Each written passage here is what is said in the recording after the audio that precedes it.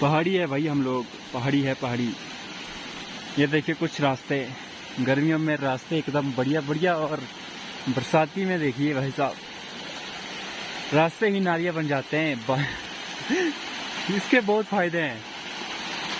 एक तो आपको पैर नहीं धोने पड़ते हैं, ठीक है, पैर धुल जाते हैं अपने आप। पैर तो छोड़िए, जूते सॉक्स सब कुछ धुल जाता है भाई।